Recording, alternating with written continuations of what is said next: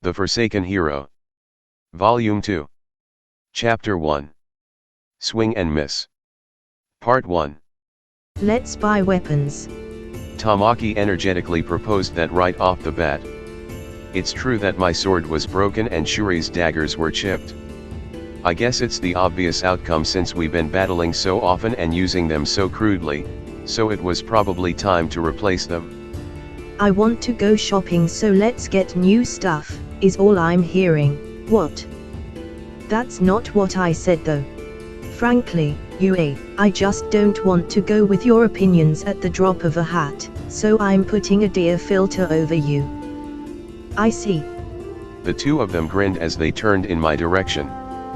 These two had been at each other's throats for a while, but after our battle against Fantra, they went back to being best friends like they were before we were summoned to this other world. I've had less chances to talk to Shuri thanks to that.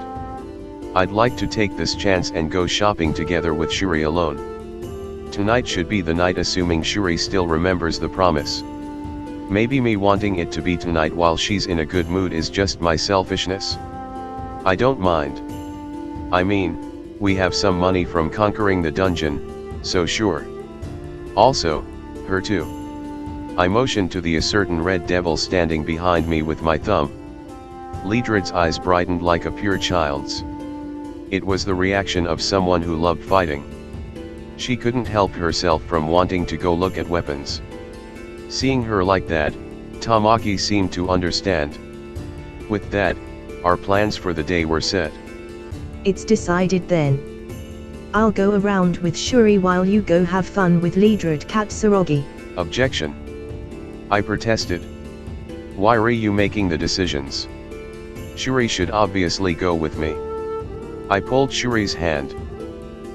Daiichi. Seeing her expression, my determination was reaffirmed. Not today. I might have normally just let it go, but not today. Isn't it fine? Sure, I get that Shuri likes you, but that has nothing to do with this. Are you her mother? I like Shuri. Shuri likes me. Why do you not want us spending time together, huh? Tell me the reason. Because I want to spend time with her too, she's my best friend. Same, I want to spend time with her too. Who was the one flirting with her all the way here, every day, breakfast, lunch and dinner? We had to endure you two the whole time. I almost vomited sugar. Liedred was nodding along with her. Seeing as how Shuri was looking embarrassed with a small grin on her face, she was probably thinking back to it too. Okay, Tamaki. Let's remind you about my little friend, Absolute Command. Petty. Where's your pride as a man? We faced off. I started wondering how far the situation was going to escalate, but I felt a ghastly presence wash over me like a wave of ice water, dampening my anger. When I turned to its source, I saw Liedred, who'd been holding back her excitement for going to buy weapons, looking at me pleadingly. Could you stop squabbling? Pressed down on by Liedred's aura, Tamaki's face paled. All right. But what should we do? I want to go with Shuri. Me too. How about we settle it with a game of rock, paper, scissors? We could split up into groups based on whoever gets a match. Does that sound all right? Seeing us about to get right back into it, Shuri came up with a compromise. I see. We can just leave it up to fate. That way, there shouldn't be anything to complain about no matter the result. Sounds good to me. I'm in. I don't mind. Liedred, what about you? I'll go with whoever. I just want to look at weapons. All right, let's do it. Looking at Shuri, Tamaki seemed like she'd already decided what she was going to use. Still though, predictions wouldn't help in a game of chance like this. I'll show you that I'll be the one to go on a date with Shuri. Alright, let's go. Rock, paper, scissors. Each of us threw out our choices, deciding our fates.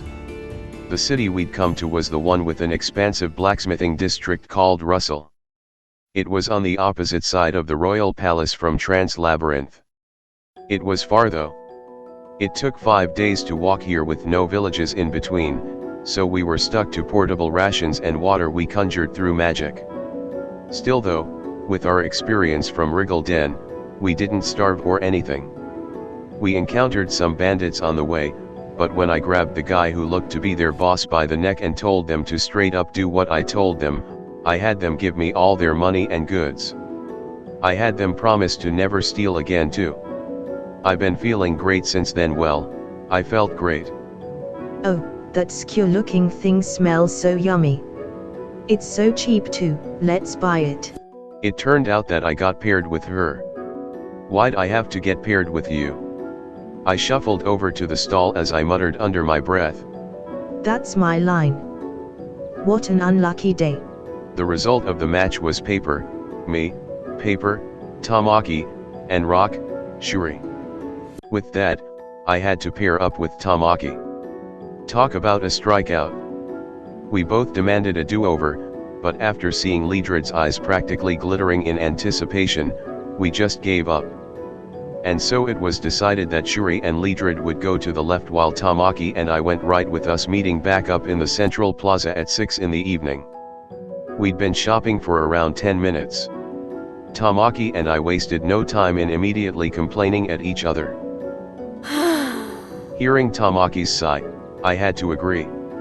Whatever, there's no reason for us to keep complaining, here. Tamaki held out her petite hand. Although I got what she was wanting, I ignored her. What? What are you doing? Hurry up and take it. Why? I'll try and stand in for Shuri. Isn't that obvious? You know. There's no way you'd work as a substitute for her. Always with the complaints, aren't you? Listen up, escort me around. It'll be a good chance to practice before you take Shuri on a date tomorrow. What's gotten into you? I couldn't conceal my surprise at Tamaki's unexpected remark. It sucks, but I get that what Shuri feels toward you isn't from some kind of compulsion. I don't want to get in her way. You say that, but didn't you just do that? My logical response caused Tamaki to look a bit flustered. That's... I mean, I just thought you'd mess up if you didn't practice some beforehand. Shuri would feel bad if that happened, and there's no way I'd let that happen. I mean, you've never had a girlfriend before, yeah? No, I have had one. I bet it was a waifu. I couldn't refute her. I'm experienced in these things. Even though that was your first kiss. Gah. Tamaki's cheeks quickly grew red as she blushed, obviously panicking. She'd seemed off for a while now. No, it wasn't. We weren't going out, so it doesn't count, actually, Katsurogi. You'll take responsibility for that, right? You took my first kiss. If this world accepts polygamy. Hey. You really will? Yeah. Shuri would like having you around. And it's not like I wanted to release one of my slaves. Although I could level up a ton through dying, Tamaki, a slave, could gain experience even if I was the one to kill an enemy. In fact, Shuri had already surpassed me in levels.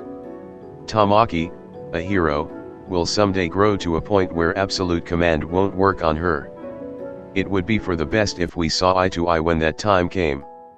Well, to be honest, I get the feeling that it will be alright if it's her, but she'd get too excited about that if I said anything, so let's bury that train of thought somewhere deep. I see, so you'll take responsibility.